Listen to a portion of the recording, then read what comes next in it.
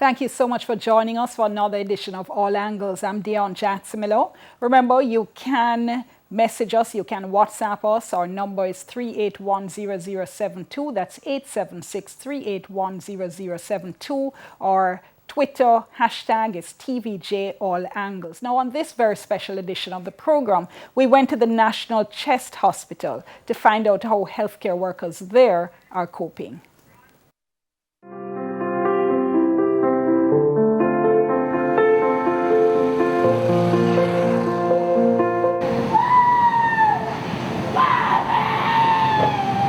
The sounds and sight of extreme grief. Our first sight on getting to the National Chest Hospital in St. Andrew on Monday, August 30, 2021. Yet another family getting the news that a loved one had died. It's a scene we hear has played out over and over.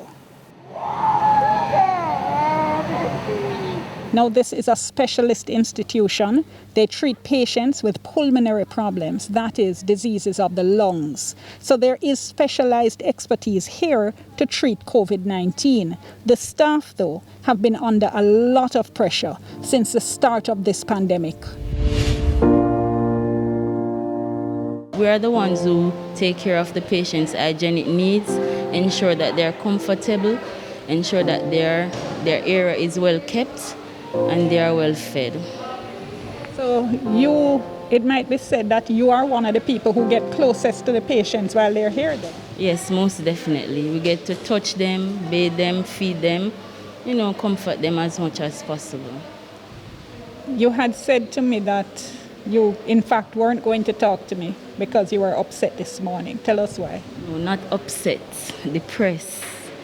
Because when I came this morning, I came and saw the funeral home parked, the bus parked up.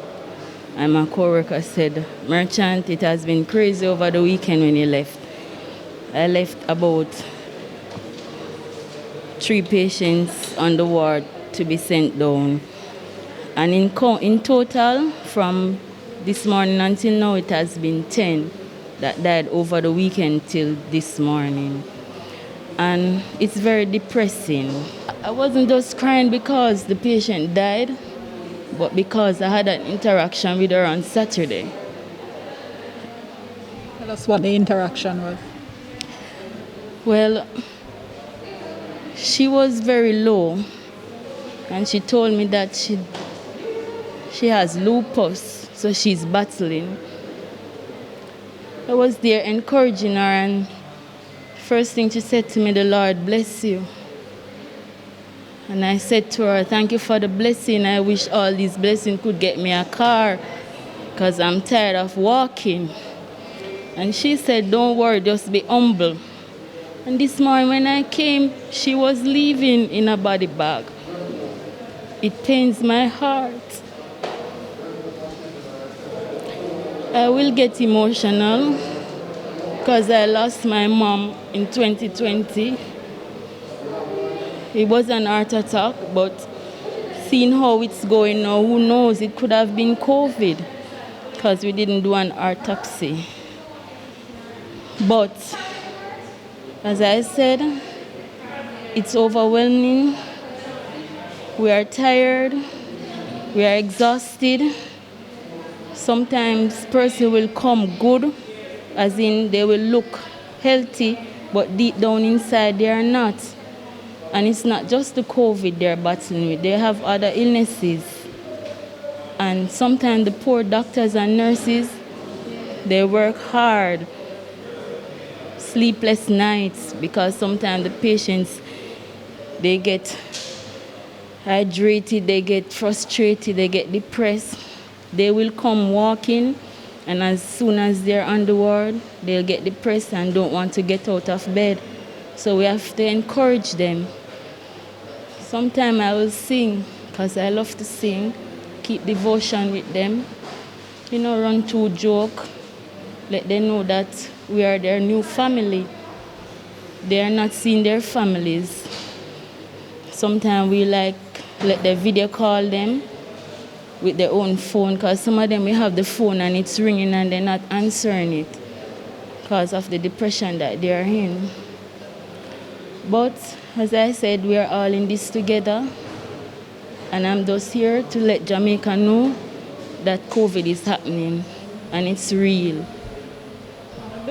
One of the things your other colleagues were just telling me is that especially during this last spike, there are days sometime where you lose more than one patient. You might lose 3 or 4, or as you said, this weekend was bad. Have you been here on a day where you've had to see several patients die? Yes, it happens. It happens, and we are one of the team who has to deal with it. We have to ensure that they are cleaned up, everything that they own, their belongings are sent out to their relatives. This particular patient that seemed to have touched you so much, what was it about her? Basically, it was just the emotion that she was telling me, that to tell her daughter that she loved her, and her daughter was on the outside. So I gave her the opportunity to actually see her because of how the ward is set up. She was on the outside and the mesh was there. So I called the daughter and said, wave. So she was basically seeing her at the time that she was not so, weak. And all weekend she was on my mind because of the encouragement that she had gave me and, the blessing that she had pronounced on me. So this morning when I came, it really took a toll on me. And I was telling my supervisor that I'm sorry that I came because this is not actually my shift. I'm just doing a session this morning. So you see, we have to be working 16 hours. You thought you were going to come back and see her? Basically, it's a win-lose situation because they will look fine, and the minute you turn your back, something happens. Well, our worst period is over the last weekend. We have had to the count 10 deaths over the last weekend, which is significant for the number of deaths that we would normally have over a week. So we have been seeing the impact of COVID, and we want persons to take it serious. That we need to adhere to the ministry's COVID policy and the protocols, and ensure that we are being responsible individuals in how we manage ourselves and care for others who we would interact with. What's normal for the hospital for a weekend? Normal, quote unquote. For a weekend, we might have 1 death, or we might have no deaths over the period of the week. But since COVID activity, we have been seeing the increase in the number of deaths at this facility. We normally look forward to seeing persons get better and leave the facility, because it's a joy to the medical team and the nursing team to see the persons get better and leave and can walk out of the facility when they came here in a wheelchair, came here leaning up on somebody. Well, since the pandemic, the death rate has gone up a lot. It's not a very good feeling to stand and watch somebody lose their life, take the last breath. It really takes a toll on you. I know it's your job and all, but it really does take a toll on you. How does that impact you? I know you say it takes a toll on you. Is it, something you think about? Tell me how it actually affects you. Well, for me personally, sometimes I have to step aside a little and really take a deep breath and try to focus on something positive, because it really reached my soul. What's the most number of deaths you've seen here in a day? Oh, the most number of deaths in a day. Quite frankly, when I walked in this morning, the nurse leaving said, Doc, we had 8 deaths in the last 24. And she said, Doc, all the best. And I said, go and sleep. She was here from Friday. Today's Monday. And she said, Doc, yesterday was the worst. It was 8. I've seen 9 in 24, but not in this spike, the previous one. So I think this 8 is probably the highest since this new spike. What's that like, though? 8, 9 of your patients dying in a day. What's that like? It is possibly the worst thing, because contrary to other beliefs, nurses and doctors here in any public hospital, we do not want our patients to die. We will do everything to keep them alive. Even if one person dies, it takes a toll on us, because we feel that we need to do something, which is why we're all here. We're all here because we feel we need to be doing something. Nothing else. We need to do something. So if one patient dies, it's bad. If 8 patients die, it is even worse because everybody here wants every patient to live. We want every patient to walk out. So she may be going home now and she's going to think about it for quite some time. She may have difficulty falling asleep because we often go home and we have to think about those 8 lives that we couldn't save. And it's almost feeling helpless because we'll do everything we can, all the drugs we have, all the oxygen that we have, even in the lack of, you bag and you do all you can. But at the end of the day, the only comfort is that you did all you could. As you're going through the day though, so you lose one patient, then you're doing your stuff, you lose another. By the time you reach the 7th, the 8th, the 9th, what's that like? You almost want to feel defeated, but you don't, because death isn't new to us. Not that we've become hardened to it, it is not new. So we've somehow learned how to deal with it in our own personal way. Everybody has a way, right?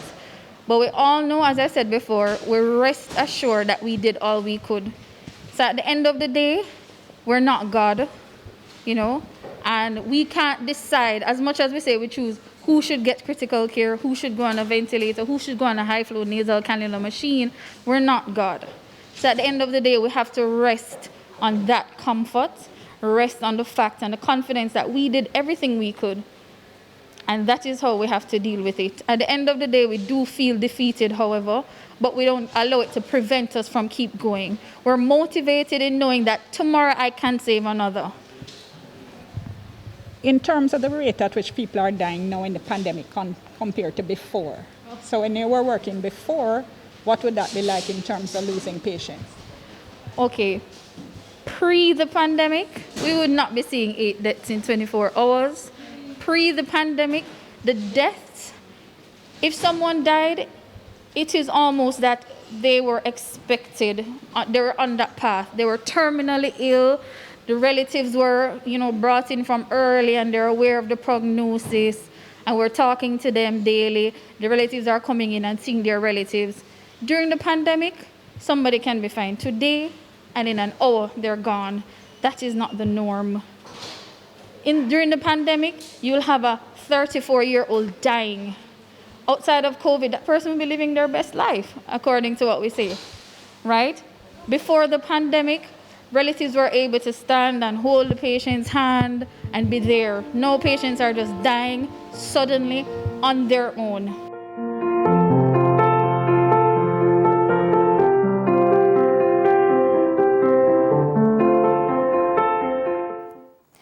Okay, now stay with us. When we come back after the break, we continue our special focus on the National Chest Hospital. Remember, our hashtag on Twitter is TVJ All Angles, and you can WhatsApp us 3810072. Soon come.